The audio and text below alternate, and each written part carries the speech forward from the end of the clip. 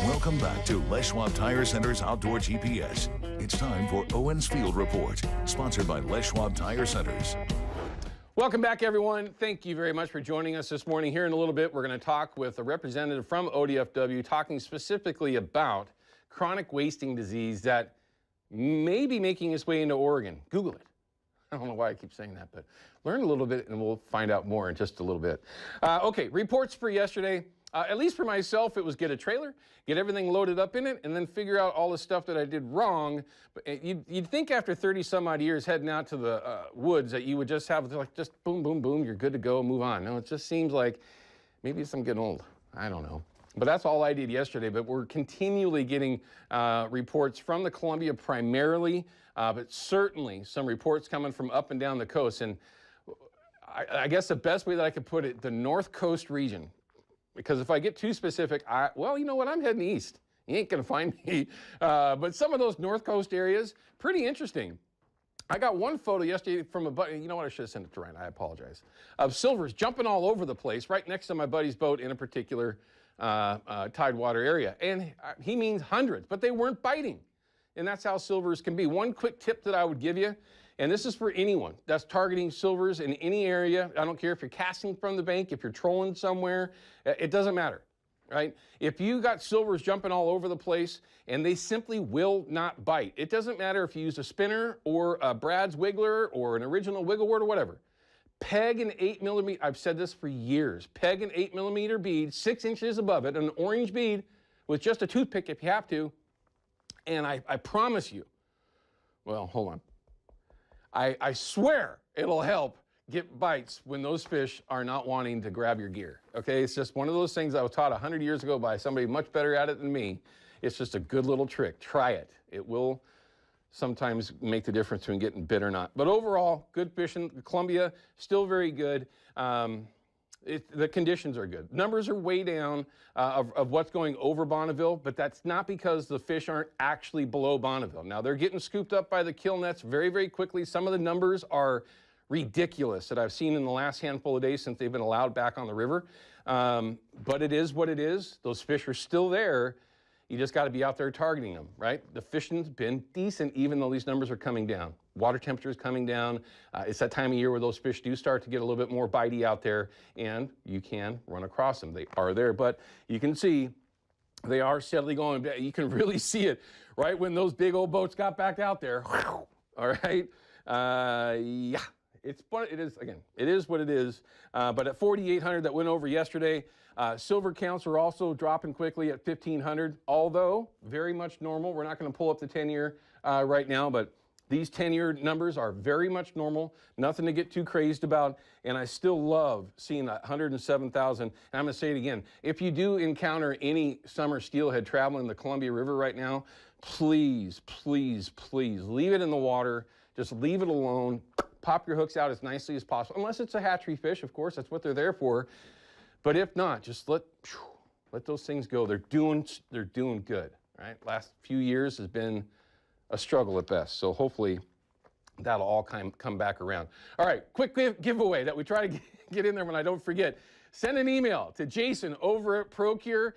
You're going to get entered in to win a prize pack. And again, it's slanted towards stuffer baits right now. Again, that might change as we go into winter steelhead season, but if you send Jason an email over at jason@procure.com, Ryan, we'll get to it, we'll show it to you, that they'll actually enter you in to win that prize pack, and you might actually do that. And I think when I get back from camp, I will work on Jason a little bit to come up with a perfect winter steelhead pack going forward, because that's the next thing that I'm looking forward to, other than chasing some silvers a little bit before duck season gets into full swing in a handful of months. Right? Katie, do you chase ducks around yourself? Ducks? Yeah. I have never gone duck hunting. Really? I know. I've mainly done mule deer and pheasants and things like that, but I've never gone duck hunting. Okay, well, fair enough. Not everybody has. I won't hold it against you, I promise. But what I will hold against you is how this weather's going to actually work out this upcoming week. Well, I'm sure you were happy about the showers yesterday. honestly, when it started to rain, I was putting a trailer on the back of my truck, and I looked at my wife, and I was like, this is great, because we finally got some rain. Yes, well, we have more where that came from, so we're not quite done with this round of showers yet. Not seeing it just yet here at Lincoln City, but we are seeing some on radar, and we know it's supposed to happen at any time. Here's what we have in the valley, Willamette Valley Vineyard, absolutely beautiful. You can see temperatures are still on the cooler side in the low 50s, and a nice fall day. So here are the changes that we have coming. We're in the front side of this trough. This is where we're seeing that southwest flow coming from. The winds are a little stronger on the front, so it's lifting this trough out.